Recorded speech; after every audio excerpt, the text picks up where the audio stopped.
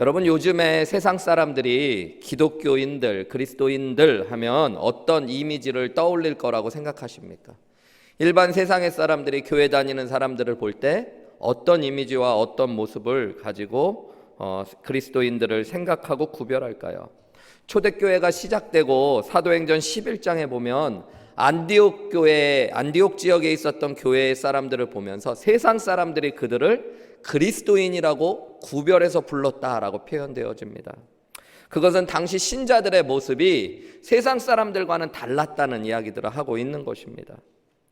주후 125년경에 아테네의 철학자였던 아리스티데스라는 사람이 로마의 황제였던 하드리안에게 보낸 글이 있습니다. 그 글에 보면 그가 그리스도인들을 이렇게 표현하고 있습니다. 우리 앞에도 나올 텐데요, 자막으로. 그들은 간음이나 음란함을 범하지 아니하며 거짓된 증언을 하지 않으며 기부금 청탁을 거부하지 않으며 자기 소유가 아닌 것은 탐내지 않습니다. 그들은 부모를 공경하며 이웃에게 선을 행합니다. 그들은 서로 사랑하며 과부에게 등을 돌리지 아니하며 폭력을 행사하여 괴롭히는 자에게서 고아들을 구해내며 가지지 아니한 자에게 내어주되 불평 없이 내어줍니다. 가난한 자가 세상을 떠나면 그들은 능력이 닿는 데까지 장례 비용을 도와줍니다. 125년경에 로마 시대를 살아갔던 일반 사람들이 보았던 그리스도인들의 모습을 보여주고 있어요. 다 보면 여러분, 그들의 삶의 모습 속에서 예수님을 믿는 모습들이 세상 사람들과 다르게 나타났다는 것들을 보여주고 있습니다. 그런 의미에서 우리가 잠언을 묵상하는 것들은 중요합니다. 잠언은 우리가 예수님을 믿는 믿음의 원리를 알려줄 뿐만 아니라 일상의 삶 가운데 하나님을 경외하는 사람들, 하나님을 안다라고 하는 사람들이 어떻게 믿음으로 살아가야 되는지에 대한 실질적이고 중요한 규범과 가르침을 알려줍니다. 오늘 우리가 묵상할 잠언 11장은 우리가 그동안에 계속 묵상한 대로 예수님을 믿는 사람들, 하나님을 경외하는 사람들이 정직해야 되고 겸손해야 되고 언어에 있어서 사람들을 축복해야 될 뿐만 아니라 재물에 있어서도 나눠주고 구제하며 살아야 된다라는 것들을 쭉 이야기합니다. 오늘 본문의 말씀을 읽으면서요, 이 말씀들이 교만, 정직, 또 겸손, 여러 가지 중요한 규범들을 다루는데 그런 것들은 이미 앞에서도 뒤에서도 또 반복대로 나눌 것이기 때문에 특별히 11장 전체에서 특별히 강조하고 있는, 그리고 11장 전체를 흘러가는 중요한 주제들을 한번 말씀을 쭉 읽은 뒤에 정리해 가기 원합니다. 우리 11장 1절부터 8절까지를 먼저 같이 천천히 읽겠습니다. 11장 1절부터 8절입니다. 저랑 같이 한 목소리로 한번 읽어보실게요. 시작. 속이는 저울은 여호와께서 미워하시나 공평한 추는 그가 기뻐하시느니라. 교만이 오면 욕도 오거니와 겸손한 자에게는 지혜가 있느니라. 정직한 자의 성실은 자기를 인도하거니와 사악한 자의 패역은 자기를 망하게 하느니라. 재물은 진노하시는 날에 무익하나 공의는 죽음에서 건지느니라. 완전한 자의 공의는 자기의 길을 곱게 하려니와 악한 자는 자기의 악으로 말미암아 넘어지리라. 정직한 자의 공의는 자기를 건지려니와 사악한 자는 자기의 악에 잡히리라. 악인은 죽을 때에 그 소망이 끊어지나니 불의의 소망이 없어지느니라. 의인은 환난에서 구원을 얻으나 악인은 자기의 길로 가느니라. 여기에 보면요, 1절부터 8절까지 두 가지 중요한 그 가치를 설명해 주고 있는데, 하나는 정직이라는 것과 하나는 공의롭다라는 것입니다. 정직은 우리가 잘 알다시피 있는 그대로를 말하고 표현하는 것들을 이야기합니다. 공의롭다는 것들은 바르고 의롭다라는 것들, 특별히 하나님이 기뻐하시는 일들을 하는 것들을 표현합니다. 그런데 1절에 보면 이 정직과 공의를 표현할 때 속이는 저울, 공평한 추, 이렇게 설명하고 있는 것들을 볼 수 있어요. 여러분, 이것은 당시에 유대인들이 물건을 사고 팔 때, 오늘날 보면 물건들이 봉지에 담겨 있던가 박스에 담겨 있던가 그래서 가격이 매겨져 있는데, 당시에는 그렇게 포장 기술들이 발달해 있지 않으니까 어떤 물건을 사고 팔 때 대부분 저울에다 달아서 값을 매기고 팔았습니다. 그런데 일반 로마에 사는 사람들은 이 저울을 팔 때 속이는 일들이 많이 있었다는 것입니다. 저도 어렸을 때 그런 이야기들을 많이 들었거든요. 쌀을 사러 가면 저 어렸을 때도 이렇게 쌀을 네모난 되 같은 것에 이렇게 딱 담아서 주잖아요. 이제 쌀 장사를 잘 하려면은 그 쌀 되에 쌀을 덜 담는 기술을 가져야 된다라고 이야기해요. 정직하게 꾹꾹 눌러줘서 주면 돈을 별로 못 벌고 보는 데서는 꽉꽉 채우는 것 같지만 기술 있게 해가지고 빈 곳에 공간들을 많이 해가지고 덜 주고 돈을 더 많이 받으면 이득을 얻는 것처럼 당시의 로마 사회에서는 많은 사람들이 저울과 추를 속이는 일들을 많이 했었던 것 같습니다. 그러면서 오늘 정직에 대한 이야기를 할 때 왜 이 저울과 추에 대한 이야기를 할까 보면, 여러분 우리가 정직하게 살아야 된다라고 아는데 그것은 물론 우리의 입술을 통해서도 표현되지만 우리의 일반의 삶 속에서 우리가 정직하다는 것이 드러나야 된다라는 것입니다. 또한 특별히 오늘 본문의 말씀에 보면 4절에도 재물에 대한 이야기가 나오고요, 또 그 뒤에도 오늘 본문의 말씀은 물질에 대한 이야기가 많이 반복해서 나오는 것들을 보게 되어지는데요, 사람이 가장 정직하지 못하게 되어지는 이유 중에 하나가 재물에 대한 욕심 때문이라는 것들을 알게 되어집니다. 정직해야 된다는 것들을 알지만 내 이익과 욕심이 걸려 있으면 남을 속이기도 했던 것은 당시 잠언이 기록되었던 시대부터 지금까지 지속되고 있는 것일 겁니다. 장사하시는 분들이 하는 거짓말, 유명하고 믿으면 안 되는 거짓말이 몇 가지 있다고 하죠. 남는 거 없다라는 것들, 그죠? 그리고 이렇게 팔면 나 손해보고 판다는 거, 이런 말은 믿으면 안 된다고 이야기하잖아요. 그만큼 장사를 하는 사람들은 속이고 또 남들에게 내 이익을 위해서 언제든지 거짓말을 할 수 있다는 것들을 이야기하고 있습니다. 그런데 오늘 본문의 말씀에서는 하나님께서는 공평한 추를 기뻐하신다라고 말씀하시고요, 그래서 정직한 자의 성실이라고 3절에 나오는데, 이것은 원어를 조금 다르게 번역하면 성실이라는 건 변함없다라는 것이거든요. 그러니까 변함없이 삶의 어디에서든지 정직한 자, 그런 사람들은 자기의 삶을 바른 길로 나아가게 되어지고, 또 공의롭지 못하고 정직하지 못한 사람들은 마지막에 이익을 얻는 것 같지만 악에 넘어지게 되어지고 마지막 날 멸망하고 소망 없는 인생으로 고난 가운데로 들어가게 되어질 것들을 이야기하고 있는 것입니다. 그러나 정직하게 살 때 하나님께서 그것을 기뻐하실 뿐만 아니라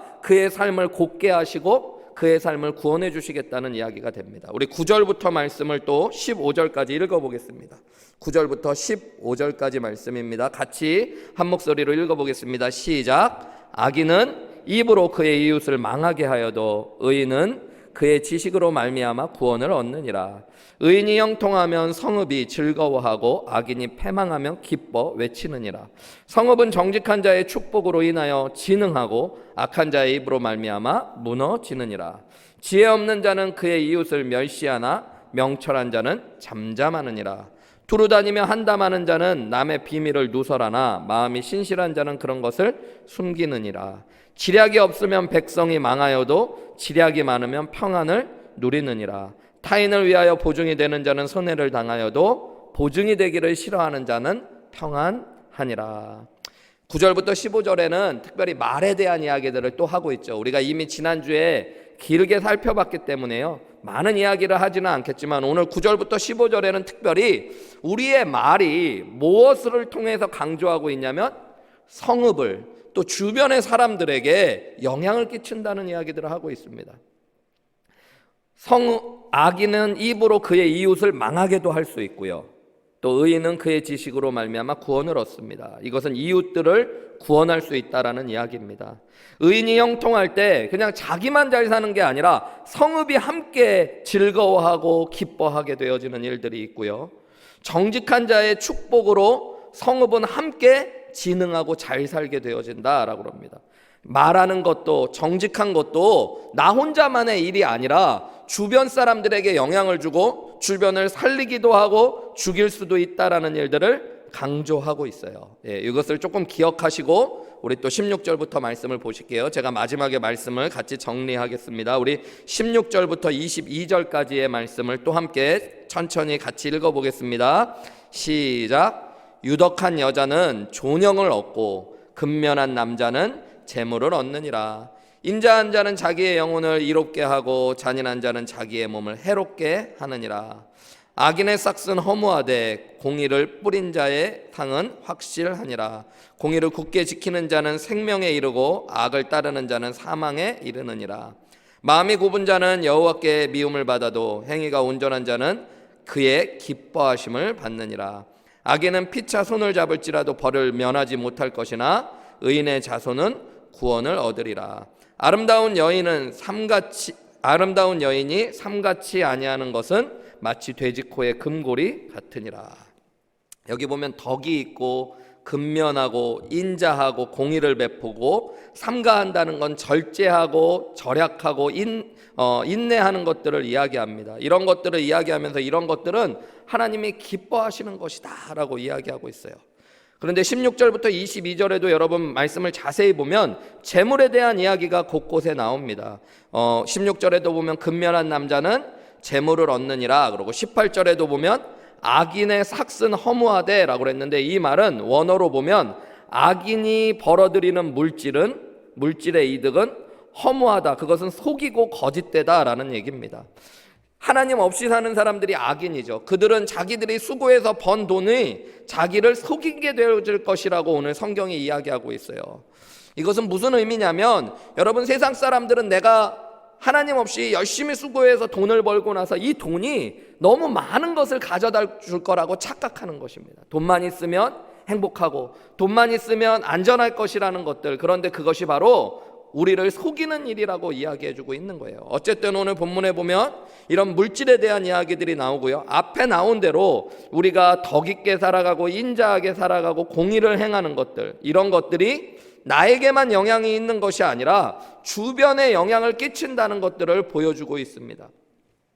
우리 본문의 말씀에도 보면 21절에 악인은 피차 손을 잡을지라도 벌을 면하지 못할 것이나 의인의 자손은 구원을 얻는다. 의인은 자기뿐만 아니라 자기의 자손들도 구원하게 된다라는 말씀이 나오고요, 16절과 22절에 보면 유덕한 여자, 아름다운 여인이 삼가하지 않는 것, 이런 말씀이 나오는데, 당시의 사회에서 여자들은, 좀 죄송한 얘기지만 그렇게 중요하고 영향력이 있다라고 생각하지 않았습니다, 남자들에 비해서. 그렇지만 오늘 잠언 11장 16절과 22절에 보면 일부러 여자를 이야기하면서 이 여인이 가문을 살리기도 하고 주변에 귀한 영향력을 주는 존재로서 등장하고 있는 것입니다.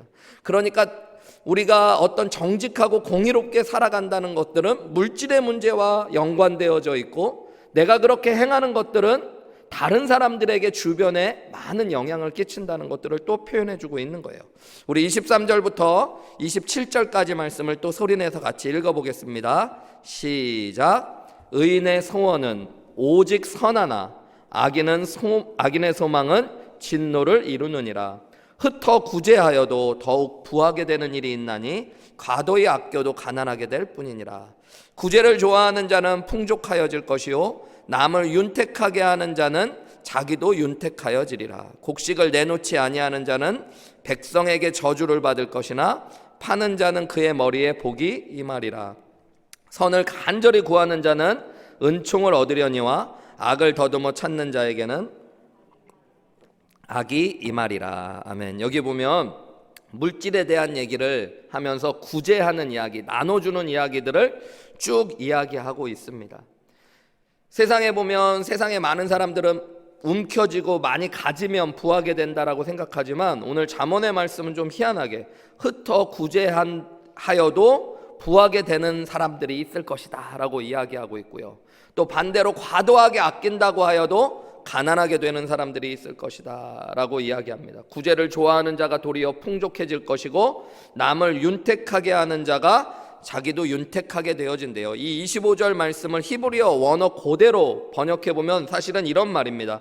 다른 사람에게 복을 주는 사람은 부유해지고 남에게 물을 주면 자신도 마시게 될 것이다 라는 말입니다. 내가 누군가에게 주면 나도 무언가를 얻게 될 것을 이야기해주고 있는 거예요. 내가 하는 선행이 나에게서 끝나는 것이 아니라 연결되고 이어질 수 있다는 것들을 이야기하고 있는 것입니다. 26절에 보면 흉년의 시기에 곡식을 내놓지 않는 사람들이 있었어요. 값이 오를 거니까 더 많은 이득을 얻으려고. 그런 사람들은 저주받을 자이고 그 흉년의 때에 값이 오를 걸 알면서도 사람들을 살리기 위해 곡식을 내놓고 파는 사람은 하나님께서 복을 주실 것이다 라고 이야기하고 있는 것입니다. 이제 말씀을 마무리 정리할 시간이 다가오는데요, 우리 28절부터 31절까지를 읽고 저랑 같이 말씀을 한번 정리해 보기 원합니다. 28절부터 31절 우리 같이 읽어보겠습니다. 시작. 자기의 재물을 의지하는 자는 패망하려니와 의인은 푸른 잎사귀 같아서 번성하리라. 자기 집을 해롭게 하는 자의 소득은 바람이라. 미련한 자는 마음이 지혜로운 자의 종이 되리라. 의인의 열매는 생명나무라. 지혜로운 자는 사람을 얻느니라. 보라, 의인이라도 이 세상에서 보응을 받겠거든 하물며 악인과 죄인이리요. 결론 말씀과 같은데요, 28절 말씀이 중요한 말씀입니다. 무엇을 의지하는 사람이 망한다고요? 자기의 재물을 의지하는 사람은 망할 것이랍니다. 그러나 의인은 푸른 잎사귀 같이 번성하게 될 거래요. 의인은 누구입니까? 우리 잠언의 말씀을 계속 살펴봤는데 하나님을 알고 하나님을 경외하는 사람, 지혜로운 사람이라고 표현되어진 사람이 곧 의인이었어요. 그 사람은 번성할 거랍니다. 여러분, 믿음의 사람과 믿음이 아닌 사람을 어떻게 비유하고 있냐면 하나님을 의지하는 사람과 재물을 의지하는 사람으로 구별하고 있습니다. 29절에 보면 그 사람은 자기가 살아가는 것은 자기 혼자만이 아니라 자기 집을 해롭게 하는 사람도 되고요, 아니면 자기 집을 세우는 사람도 되어줍니다. 자기 집을 해롭게 하는 사람은 결국에 그 소득이 바람처럼 사라지고 없어질 것이다 라고 이야기하고 있습니다. 30절에 보면 의인의 열매는 생명나무라. 지혜로운 자는 사람을 얻는다. 여러분, 의인이 살아가는 것들, 하나님을 알고 하나님을 경외하는 사람은 결국에 자기를 살리고 주변을 살리는 사람들이 되어질 거라고 또 강조하고 있습니다. 그리고 지혜로운 사람, 믿음 있는 사람, 하나님을 아는 사람은 사람들을 귀하게 여기고 사람을 살리고 사람을 얻어가는 사람이라고 이야기하고 있어요. 31절에 다시 한번 강조하는데 의인도 이 세상에서 보응을 받게 되고 악인과 죄인도 하나님께서 보응하시고 갚아주시겠다라는 게 오늘 본문의 결론입니다. 빠르게 말씀을 읽어봤는데요, 다시 한번 말씀을 정리해 보자면, 여러분, 왜 사람들이 정직하지 못하고 의롭게 살지 못할까요? 바르게 정직하게 사는 걸 몰라서, 그게 좋다는 걸 몰라서 그러는 건 아닐 겁니다. 구제하고 나누고 싶은데 왜 그렇게 하지 못할까요? 첫 번째로는 여러분, 하나님이 없다라고 생각하기 때문입니다. 하나님이 없기 때문에 자신이 원하는 대로 살아가는 사람들은 정직하게 살아갈 필요도 없습니다. 죄책감도 느끼지 않습니다. 구제하고 나누는 삶도 살아갈 필요가 없습니다. 내가 하나님이 없다고 생각할 때는 내가 주인이고 내가 하나님처럼 되어버리기 때문에 자신의 이익과 욕구를 따라 살아가게 되어지는 거예요. 그런 사람은 언제든지 남을 속이고 교만하며 이웃을, 다른 사람들을 죽이는 말을 하면서 멸시하게 되어지고요, 자신의 욕심을 위해 쌓고 모으는 일에만 매진합니다. 여러분, 세상이 다 그런 것이잖아요. 여러분, 얼마나 세상이 속이고 거짓말하는 것을 지혜라고 이야기합니까? 정치하는 사람들, 제가 보면 정말로 아무렇지도 않게 표정을 숨기고 거짓말하면서 그렇게 하는 것들을 정치력이 있다라고 이야기하기도 하고요, 사업을 할 때 거짓말을 하고 속이는 사람을 사업 수완이 좋다라고도 이야기하죠. 그러면서 세상 사람들은 하나님 없이 사는 것들을 지혜라고 이야기하고 그것이 세상을 살아가는 성공의 법칙처럼 이야기합니다. 다 하나님이 없이 살아가기 때문이에요. 하나님 없이 살아가는 사람들의 중심은 결국에 나 중심의 삶을 살아가게 되어지고요, 그리고 욕심이 자기를 지배하기 시작합니다. 여러분, 사람의 욕심이 끝이 없죠. 그러니까 하나님 없이 살아가는 사람들이 추구하는 궁극은 자기의 욕심과 욕구입니다. 물질을 추구하고 물질을 목적으로 삼고 살아가게 되어집니다. 그것을 위해서라면 언제든지 거짓말을 해서 정직을 놓고 속이는 추를 달기도 하고요, 사람들에게 함부로 다른 사람들을 비방하기도 하고요, 여러 가지 악한 일들, 의롭지 못한 일도 서슴지 않고 하게 되어집니다. 그러면서 사람은 알게 됩니다. 자기가 하나님 없이 산다고 했지만 결국에 돈이 하나님이 되어버리는 것들을 알게 되어져요. 하나님께서도 여러분, 성경에 보면 하나님이 가장 경계하며 하나님과 겸하여 섬길 수 없다라고 말씀하신 것이 바로 물질이고 돈이었던 것입니다.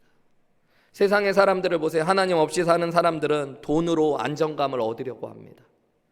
또한 돈으로 자존감을 얻으려고 합니다. 사람들에게 인정받고 존중받을 거라고 생각해요. 돈으로 자신의 삶의 목적과 의미를 찾는 사람들이 세상의 대부분입니다. 여러분, 근데 안정감, 자존감, 삶의 의미는 하나님 안에 있는 사람들은 그것이 돈으로부터 오는 것이 아니라 누구로부터 온다는 것들을 알게 되어지는 거예요. 하나님으로부터 온다는 걸 아는 거예요. 여러분, 그래서 오늘 11장의 말씀에 보면 우리는 물질 앞에서 내가 정직한가 아닌가, 내가 남들을 속이는가, 아니면 의로운가 의롭지 않은가, 나는 다른 사람들에게 나눌 수 있는가 아닌가를 보면서 내가 정말로 재물을 의지하는 사람인지 하나님을 의지하는 사람인지를 돌아보실 수 있어야 됩니다. 여러분, 하나님을 경외하고 믿는 사람들은 하나님을 기쁘시게 해드리는 것이 삶의 목적이 되어야 합니다. 내가 조금 손해를 보더라도 하나님이 계시고 나와 함께 하시고 모든 것을 아시고 보신다는 것들을 알며 하나님을 경외할 줄 아는 사람은 내가 손해를 보더라도 정직하게 물질을 추구하는 것이 아니라 하나님을 기쁘시게 해드리는 삶을 살아가게 될 수 있는 것입니다. 하나님을 믿는 진짜 지혜로운 사람은 그래서 여러분, 재물을 의지하는 것이 아니라 하나님을 의지하고, 재물이 우리를 부유하게 하는 것이 아니라 하나님 안에 이미 우리가 부유해졌음을 믿는 사람들이어야 될 줄 믿습니다. 여러분, 그것이 오늘 잠언 11장을 통해 우리가 돌아보고 생각해 봐야 될 중요한 교훈입니다. 또한 여러분, 하나님을 믿는 사람들은 내가 주인이 아니라는 걸 알고 하나님을 경외하는 사람이기 때문에 청지기 의식을 가지고 살아가야 돼요. 돈을 주인 삼는 것이 아니라 하나님이 주인이시고 돈은 하나님의 영광을 위하여 관리하고 사용해야 될 것이라는 것들을 아셔야 됩니다. 돈 때문에 하나님이 원하시는 삶을, 의로움과 정직함과 하나님이 원하시는 모든 것들을 포기하고 내려놓는 삶이 아니라 여러분, 하나님이 주인이시라는 것들을 믿으며 주신 분도 하나님이시고 취하실 분도 하나님이시라는 것들을 알면서 나의 욕망만을 위해, 생계만을 위해 살아가는 것도 아니고 하나님의 영광을 위하여 또 하나님이 기뻐하시는 사람들을 살리는 일에 재물을 관리하고 사용할 수 있는 청지기로서의 삶을 살아가실 수 있어야 됩니다. 이런 내가 청지기로서 또 하나님을 경외하고 재물을 의지하지 않고 하나님을 경외한다라는 것들을 보여주는 가장 중요한 삶의 실천이 뭐냐면 여러분, 나누어주고 베풀어주는 겁니다. 그래서 오늘 본문의 말씀에는 가장 중요한 결론부에 흩어주고 구제하는 것들이 부하게 되는 일이고 그것이 하나님의 축복을 받고 복이 임하는 길이라고 이야기하고 있는 거예요. 여러분, 우리가 구제하고 나누어줘도 풍족해지는 사람들이 있는가 하면 또 과도하게 아껴도 가난해지는 사람도 있대요. 그 이유는 하나님께서 이 땅 안에서 살아서 역사하시기 때문입니다. 또 한 가지는 여러분, 세상이 다 앞에 말씀드린 대로 연결되어져 있기 때문이에요. 우리가 살리는 말을 하면 살리는 말이 우리에게 돌아오듯이 여러분, 내가 누군가에게 나누어주고 섬겨줄 때 그 사랑이 흘러 세상을 풍요롭게 하고 또 언젠가 나도 도움을 받을 수 있는 때가 온다라는 것들을 이야기해주고 있는 것입니다. 그래서 여러분, 이 그리스도인들은 나 혼자 살아가는 존재가 아니라 내가 물질 안에 정직하고 성실하며 의롭게 하나님의 사랑을 실천하고 나누고 베풀음을 통해 하나님께서 세우신 가정, 교회, 사회, 공동체를, 이것을 공공선이라고 하죠. 함께 살려가고 아름답게 해야 될 책임이 있다라는 것들을 보여주고 있는 것입니다. 여러분, 내가 누구를 주인 삼고 있는지 돌아보셔야 돼요. 하나님을 경외하지 않으면, 그리고 하나님을 정말로 삶의 우선순위 가운데 세워드리지 않으면 우리도 모르게 내가 욕심을 따라 살아가게 되어지고 결국에 우리는 물질의 노예가 되어집니다. 반대로 우리가 물질을 관리하고 자유하며 하나님의 영광 위에 축복 가운데 또 주변을 살리는 은혜 가운데 설 수 있는 비결은 여러분, 하나님을 주인 삼는 것이라고 반드시 기억하셔야 됩니다. 제가 예전에 H캠프 때도 잠깐 말씀드렸던 것 같은데, 여러분, 하나님께서는 이 땅 안에 사랑하고 섬겨야 될 우선순위를 정해주셨어요. 여러분, 우리가 가장 사랑하고 가장 우선순위로 섬겨야 될 분이 누구셔요? 하나님입니다. 여러분, 두 번째로 하나님 다음으로 사랑하고 귀하게 여겨야 될 게 뭘까요? 사람이에요. 사람이에요. 사람들이 귀합니다. 세 번째는 뭘까요, 여러분?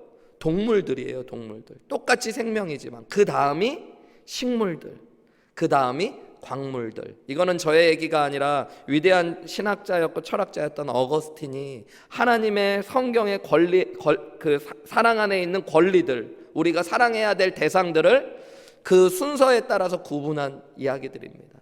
근데 여러분, 사람들이 하나님을 잃어버리고 나니까 이 모든 것이 뒤집혀지는 거예요. 하나님 없이 살아가는 사람들이 가장 사랑하는 게 뭐예요, 여러분? 광물이죠. 광물. 금, 은, 물질, 그거잖아요. 다이아몬드. 여러분, 그게 가장 높은 가치가 됐어요. 그것을 위해서라면 사람도 죽입니다. 동물 죽이는 것쯤은 아무것도 아니에요, 여러분. 돈을 벌려고 얼마나 많은 동물들을 우리가 막 죽이고 살해하고 그러는 것들을 보잖아요. 여러분, 우리가 하나님을 귀하게 여기고 사람을 귀하게 여기고 그리고 동물을 사랑하고 식물을 사랑하고 물질을 사랑하는 것들이 순서가 있어요. 동물을 살리기 위해 식물을 희생하는 건 나쁜 거는 아닙니다. 그런 의미에서. 그러니까 곡식으로 뭐 풀을 베어서 동물을 먹이고 하는 것들은, 여러분, 동물이 굶어 죽는데 꽃이 너무 사랑스럽다고, 풀들이 너무 아름답다고 그냥 너 굶어 죽으라고 하면 그건 나쁜 거예요, 여러분. 우리에게 정해진 것들이 있다라는 거예요.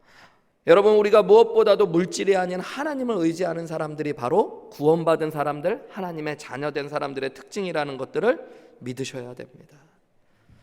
그리고 오늘 본문에 나오는 대로 여러분, 물질에 대한 이야기들 나눠주고 섬기며 살아가야 되는 이유 중에 하나는 이것이 우리가 돈의 노예가 아니라는 것들을 보여주는 중요한 지침이 되어지고 리트머스 시험지 같은 것이 되는 거예요.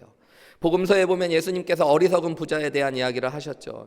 전에도 제가 한번 잠언 말씀 나눌 때 나누었던 것 같은데요. 한 부자가 성공해서 많은 수익을 얻은 뒤에 자기가 쌓을 곳이 없을 만큼 얻고 났더니 이 사람은 어떻게 해요? 창고를 하나 더 짓습니다. 그죠? 그리고 몇 년 동안 이제 놀고 먹을 수 있다라고 기뻐해요.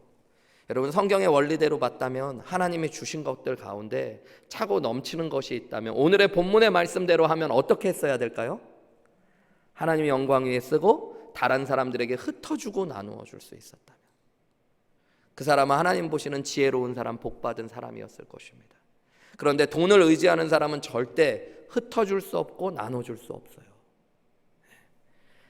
제가 아는 한 권사님은요, 돈을 조금 열심히 모으셨던 권사님이셨어요. 미국에 와서 한인 슈퍼마켓도 하시고 뭐 일찍, 그러고 뭐 꽃가게도 하셔서 돈도 벌고, 남편분이 전쟁에 뭐 비행기 조종사로 4번인가를 참전하셔가지고 연금도 엄청 받으시고, 남편은 또 일찍 돌아가셔가지고 돈이 나름 현금을 많이 모으고 놓으신 분이라고 이야기를 들었습니다. 이분은 항상 저에게 그런 이야기를 했어요. 목사님, 제가 후회되는 게 많습니다. 뭐가 그러냐고 그러시면은, 교회 건축 헌금 낸다고 할 때 자기가 하나님이 주신 마음이 있었는데 그거 다 작정 못했대요. 그러고선 일부만 이렇게 드렸는데 자기가 작정하려고 했던 돈만큼 하나님이 1년 안에 뺏어 가시는데, 아들이 뭘 하다가 사기 혐의가 돼서 감옥에 가는 바람에 그 빼내오는 돈으로 그 돈 다 써버렸습니다. 뭐 그런 얘기 막 하시고 그래요. 그럼 제 생각으로는 그걸 한번 깨달으셨으면 그 뒤에라도 잘 내실 것 같은데 그 뒤에도 잘 못 내세요. 이분의 집에 신방 가갖고 느낀 게요, 집 방 안에 자물쇠를 안쪽에 3개씩이나 잠가놓고 두십니다. 아들은 밖에 나가서 살고 손주들 둘을 데리고 사시는 때가 있었는데요, 손주들도 안방에는 출입금지입니다. 돈을 모아놓고 쌌는데, 나중에요, 이 권사님이 70대 후반이 되시면서 치매가 오시는데 아무것도 기억 못하시고 아무것도 남는 것이 없고, 제가 보면서 하나님을 주인이라고 이야기하고 또 자신의 물질을 하나님께 드리지 않는 것들을 후회한다고 하면서도 마지막까지 놓지 못하는 것. 치매가 걸린 분들이 대부분 그러기는 하시는데 이 권사님은 더 심하게요. 제가 치매 초기에 모시고 그 콜로라도에 온천 여행을 몇 분과 같이 갈 일이 있었는데 계속 다른 분들에게 누가 자기 돈을 가져갔다고, 내 돈 누가 훔쳐갔다고 막 그 얘기밖에 모르시는 것들을 보면서 마지막 모든 것들이 사라졌을 때 돈을 주인 사람들이 어떻게 참 안타깝고 불쌍한 삶으로 나아가는지를 보게 되어졌습니다. 여러분, 돈으로부터 자유할 수 있는 길 중에 하나가 조금 놓아보실 수 있고 오늘 주신 말씀처럼 흩어버리시고 구제하실 수 있어야 됩니다. 그때 여러분, 우리는 하나님이 삶의 주인이라는 걸 깨닫게 돼요. 막 바쁘고 시간이 없는 분들은요, 여러분, 교회 안에서 시간을 다른 사람들 위해, 하나님 위해 조금 흩어버리시고 헌신하고 써보세요. 그러면 똑같은 24시간인 줄 알았는데 하나님이 시간도 주관하시고 우리에게 축복해 주신다는 것도 경험하실 수 있을 겁니다. 저는 목회하면서 목회자의 삶이 뭐 경제적으로 부유한 삶은 아니잖아요. 좀 부족한 이야기지만 어쨌든 많은 수입이 있지는 않았지만 아내하고 기도하면서 하나님 앞에 드리고 나누는 데는 인색하지 않으려고 나름 몸부림치고 노력하면서 걸어왔던 것 같습니다. 그런데 감사한 건 하나님이 더 많은 축복과 풍성한 은혜들로 채워주신다는 것들을 경험하게 하신다는 것들. 내가 돈을 의지하는 사람이 아니라 하나님을 의지하는 사람으로 살아가게 하신다는 거죠. 얼마 전 제 친구 목사님을 보러 포트워스에서 지금 박사과정 마지막 논문 공부하고 있는 친구 목사님 있습니다. 친구 목사님 오래간만에 보러 갔다가 밥도 같이 먹고, 그래도 신학생이고 저는 목회자니까 제가 조금 낫다고 제가 밥도 오래간만에 사고요. 끝나고 가는 길에 제가 풀로 서비스한다고 스타벅스에 가서 뭐 커피도 한 잔 산다고 이렇게 드라이브 뚜루로 가는데요. 딱 계산을 하려고 했더니 스타벅스에서 앞에서 계산을 했다고 이야기하는 거예요. 처음에는 제가 영어를 잘 못 알아듣는 줄 알고 앞에서 따로 계산하라는 줄 알고 도대체 무슨 얘기냐고 한 번 더 물어봤더니 앞에 차가 저희 차의 커피 값을 다 계산해 줬다고 이야기하는 거예요. 너무너무 감사하더라고요. 얘기로는 그런 일들이 있다는 얘기를 들었는데 제가 직접 그런 일을 경험하니까.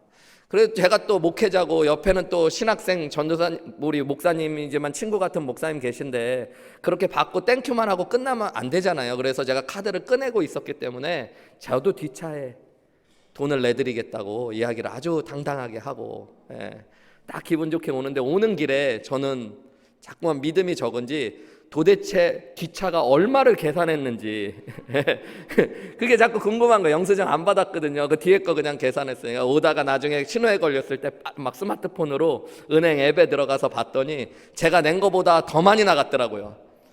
저는 2명이었는데 거기는 한 3-4잔 나갔던 것 같아요. 그러면서 순간적으로 우리 집에 와가지고 아내에게 그런 얘기 했거든요. 여보, 나 오늘 누가 앞에서 돈 내줬다고 그래서 뒤에 돈 내줬는데 보니까 내가 먹은 것보다 더 나간 것 같아. 그렇게 얘기했더니 아내가 그게 더 좋은 거 아니냐고, 더 많은 것들을 베푸고 나눈 것들이 행복한 거 아니냐고. 모르죠. 그 뒤에 차는 그것에 감사하여 또 다른 사람을 나누었을지, 아니면 자기가 받은 사랑으로 또 다른 어떤 은혜를 나누어서 세상을 조금 더 살리고 풍족하게 했는지 모르죠. 어쨌든 우리가 하는 나눔, 섬김, 사회 안의 정직한 일들이 여러분 나만을 위한 것이 아니라 우리를 함께 살리는 일들이라는 것들을 반드시 기억하셔야 됩니다. 공동체에는 반드시 나의 책임이 있다라는 것입니다. 뉴욕의 시민들이 사랑하는 시장 중에 라가디아라는 분이 있었다고 합니다. 이 뉴욕에 가면 라가디아라는 공항도 있는데요.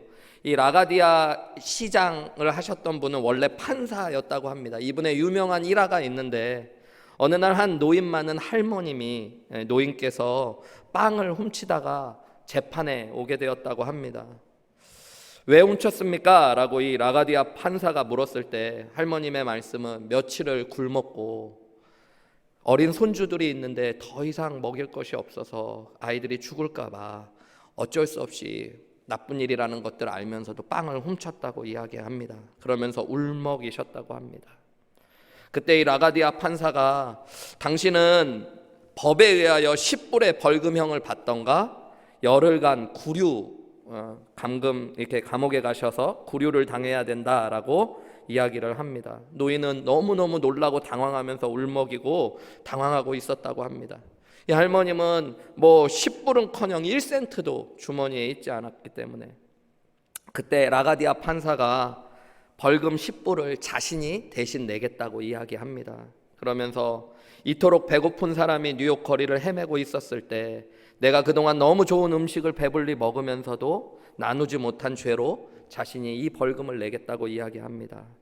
그리고 자신의 모자를 법원 서기관에게 주면서 이 법정에 계신 모든 분에게 할머니가 손자들을 굶기지 않기 위해서 음식을 훔쳐야 하는 이런 도시에 살면서 돌아보지 못하고 나누지 못한 죄로 50센트의 벌금을 다 부과한다라고 이야기하고 그 자리에서 47불 50센트를 걷어서 당시에는 작은 돈이 아니었는데 그 돈을 할머님에게 드렸다고 합니다. 이 판결이 유명해지면서 이 라가디아 판사를 뉴욕 시민들은 사랑하게 되어지고 저런 분이라면 뉴욕시를 다스려도 좋을 것 같다라고 시장을 부탁하고 이분이 뉴욕의 시장이 되었다는 이야기를 들었습니다.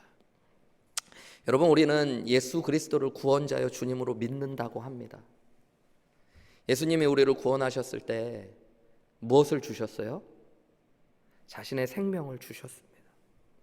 여러분, 우리도 거저 구원받았다고 하지만 우리 입장에선 값없이 거저 받은 거지만 하나님의 입장에서는 가장 귀한 값을 치르고 우리에게 구원을 주셨습니다.